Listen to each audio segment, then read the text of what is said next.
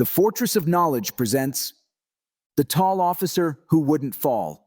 A true story from the French and Indian War, 1755, with a legend that grew around it. The sun beat down, the forest thickened, and a long line of bright red-coated soldiers wound through the trees. They marched under the banners of the British crown, confident and proud. Many of them wore the uniforms they had trained in, practiced parades in, and expected to fight where there was open field and clear lines of battle. But this day was different. Their path took them deep into a woodland ridge near a great river. The forest closed in. On either side of the trail, hidden among the trunks and rocks, were French troops and native warriors, silent and waiting. When the redcoats crossed the river and pressed forward, the silence shattered. Bullets whistled, muskets cracked, men shouted, horses screamed. The neat formation dissolved in an instant into chaos. Officers on horseback rode ahead, trying to rally troops, issuing orders, urging the men to fire, stand firm, form line. But the enemy did not mass in lines. They fired from cover, from behind trees and rocks. The redcoats found themselves easy targets. The forest was no open field. The tactics they knew so well failed them. In the midst of the smoke and confusion, one officer, though he was not the highest in rank, found himself mounting horse after horse, riding through the hail of shot. His first horse was shot beneath him. He grabbed another. That horse too went down a moment later. His coat was pierced by bullets, 4 holes in the cloth, but his body was unharmed. He looked at his horse remains, at the wounded around him, and kept moving, kept urging men to hold the line, or at least to fall back in order rather than panic. When the long day ended in retreat, when the wounded were carried off and the survivors limped back toward the safety of their camp, that officer discovered the 4 bullet holes in his coat and hat and realized that though he had been in the worst of it, he had come out unscathed. Days later, he wrote a letter to his brother.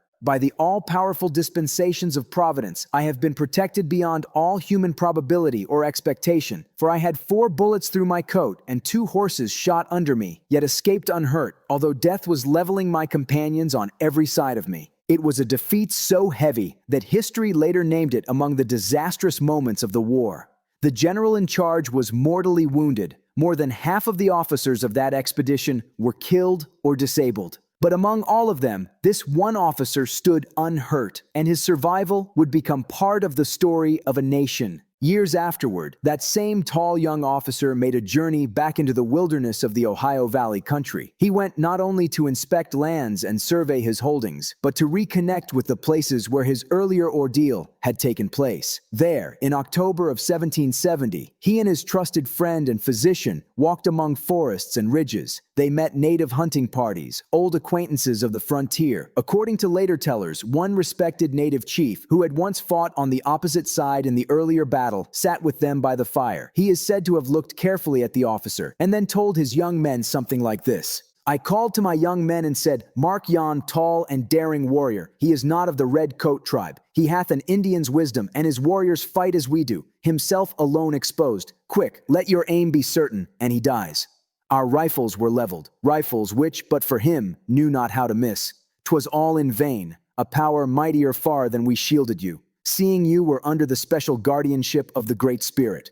Listen, the Great Spirit protects that man. He will become chief of nations, and a people yet unborn will hail him as the founder of a mighty empire. Historians note that portions of that prophecy story were added later, and the exact words are not in the officer's own journals. But the meeting, this officer among the wilderness, surrounded by woods he knew well, and a chief who looked upon him with awe, is grounded in memory and legend. Let me now tell you who that officer was. It was George Washington. At 23, he served as a volunteer aide to Edward Braddock in the British expedition to capture Fort Duquesne. On July 9, 1755, the battle occurred near the forks of the Monongahela River, about 10 miles from what is today Pittsburgh. For Washington, the event proved a formative moment. He saw the horror of European-style linear warfare applied in the American forest and how ill-suited it was to the frontier. He learned that leadership meant staying calm when others panicked, and that survival could depend on quick decisions, steady nerves, and perhaps a dose of luck or belief. He carried that memory with him through years of conflict, to the Continental Army and to the presidency. The tale of his miraculous escape, 4 bullets in the coat, 2 horses shot from under him, yet unharmed, became part of his legend. The later story of the native chief's prophecy added to the mythic layer, the idea that he was bulletproof, not just in body, but in destiny. While the prophecy is more folklore than fully documented fact, the underlying survival and bravery are real.